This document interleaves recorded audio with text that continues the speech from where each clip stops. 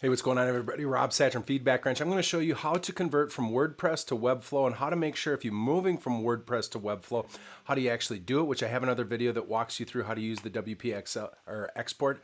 But I'm going to talk about how do you make sure that you don't lose any search engine optimization? How do you make sure that you're not going to lose organic traffic? So I'm going to dive right in. This is going to be a really practical thing. So right off the bat, remember that there's kind of two goals that you have for your website when you're going to look at it from search engine optimization, right? Google and Bing want to make sure that they serve up relevant, authoritative, and trustworthy websites, which usually mean they're clean, they're fast, the code is good, the content's relevant, it's written for people engage with it. In fact, I would say that the number one thing you need to look for is, are people actually consuming your written content? Are they staying on page? Are they clicking through? If you just focus on that, that's what Google is trying to write its algorithms to focus on that outside of news. News is a little bit different, but for this, that's the main thing. So there's one primary tool that you're going to want to take a look at. Let me back up.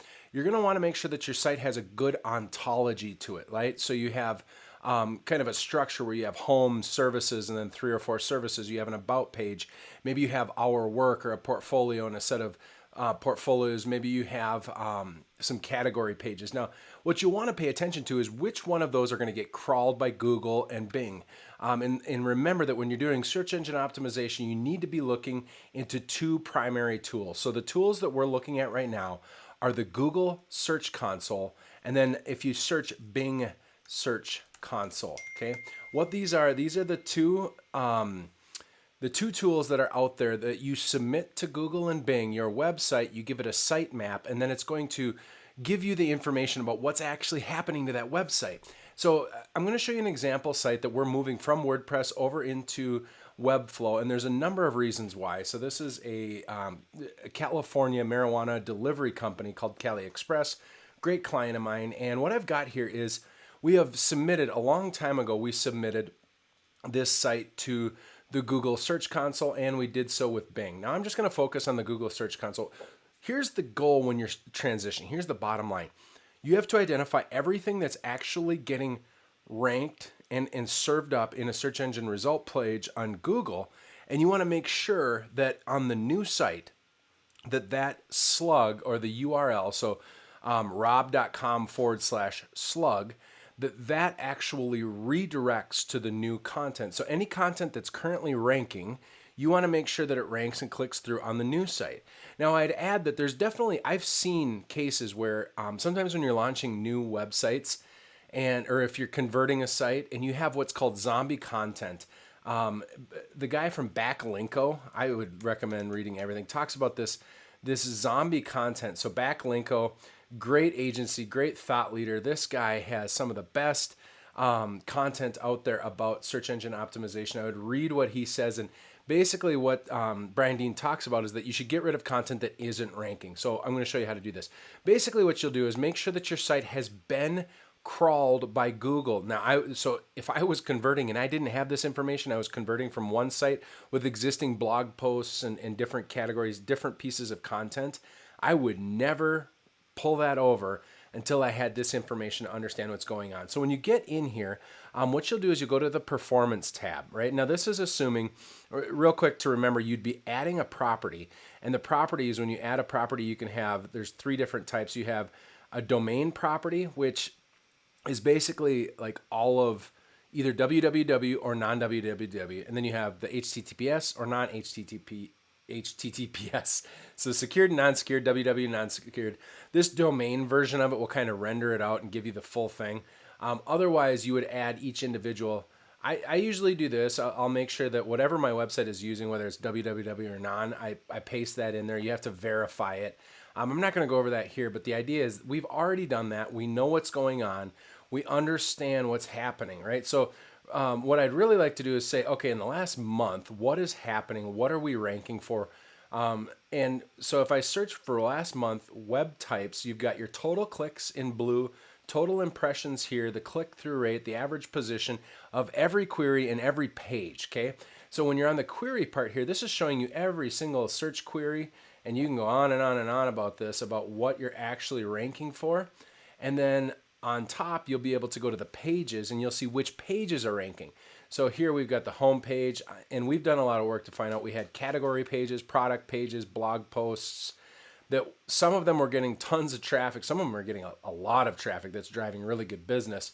So what we've done is in our Webflow site, we have gone forward and made sure that the current website has a version of this. Are you in the so on the new page, what we're trying to do is we're going to make sure that our content, so we've got pages here, and then we've got a whole series of CMS items. We've got products, we've got categories of products, we've got blog posts and categories of blog posts.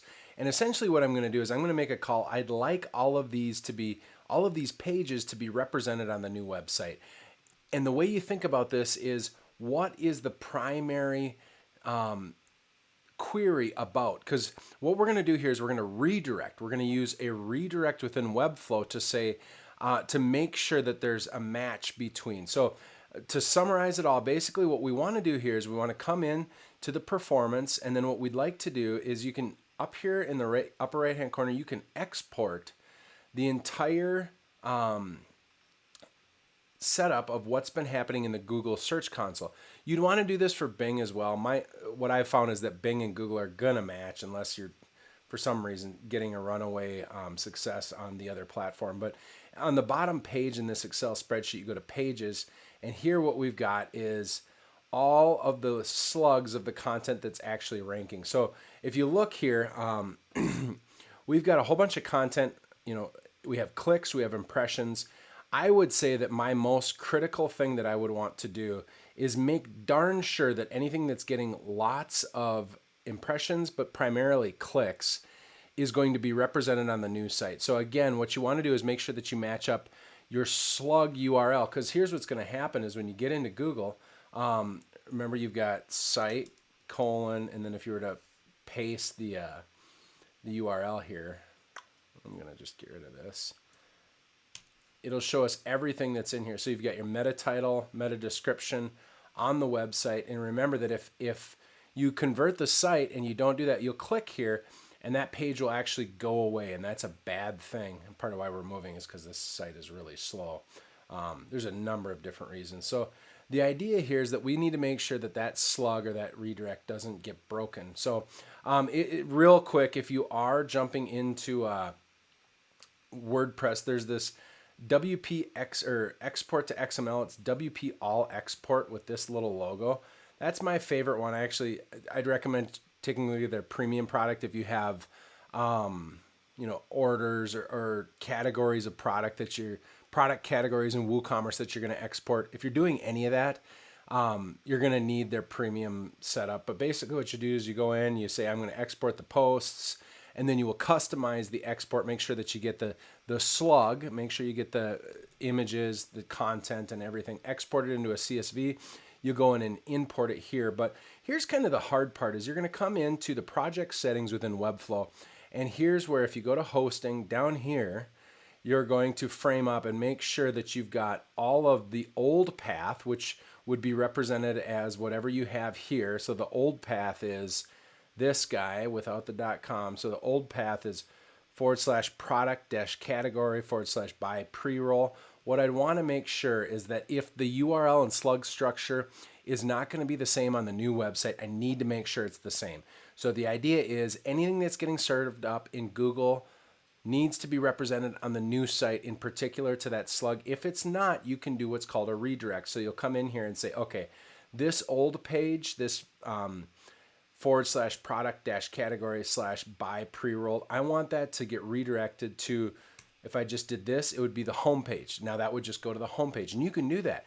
What's interesting is you can even put other websites in here. I had some content on Feedbackwrench that was irrelevant. It was about technology and cameras, and I ended up putting that onto bravecarrot.com kind of as an experiment tool and to see what happens. And basically, it did that. It forwarded it all to Brave Carrot. Now that gets all the traction, and I didn't lose those. I didn't want them on my current website, but this is the primary thing that you're going to want to do, is to make sure that you get these represented on the new site.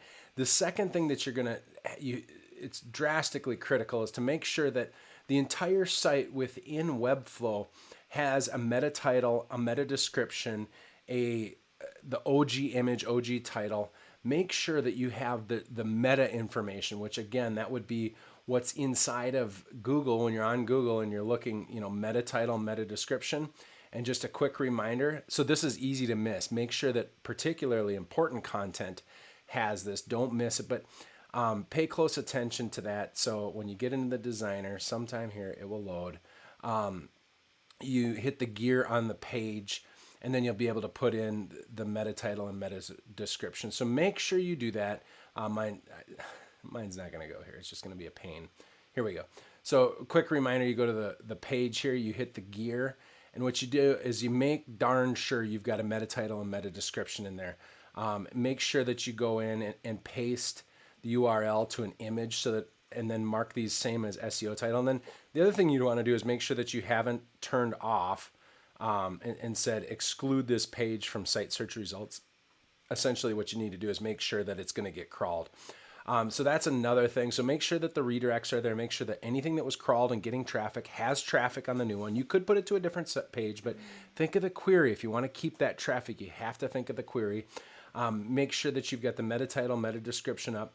I would update those both in Bing Webmasters and Google Search Console. And then the last thing is you come down here and I would make sure that your sitemap. So sitemaps are usually the same. Usually it's sitemap.xml if you're using like Yoast on WordPress, or in Webflow if you've got, it's going to be that same thing. So make sure that you've got that set up. Maybe submit it, and you can even have it crawl that thing. I would also add that I think what we can tell now, and Brian Dean from Backlinko talks about this, but this zombie content that exists but doesn't get anything. If you share it on social media and people don't read it, if people come to the page and they don't consume the content and they click out really fast, doesn't mean that bounces are bad, but they don't even have an average time on page that's very good. You'll probably want to get rid of it. And the idea is just have excellent content. I think that the summary that I would put out there is essentially you're serving up brownies or cake to people that are asking for that brownie or cake. And if you notice they take a bite and they don't consume it, Google notices it too, and they're going to go, let's get these guys out of here. And you'll start seeing that your impressions go way down. So only have good quality content up. Get rid of the stuff that doesn't matter. Less is more, it seems like. Longer, bigger guides are much better, but make sure these slugs work. God bless. Good luck. If this is helpful, like and share.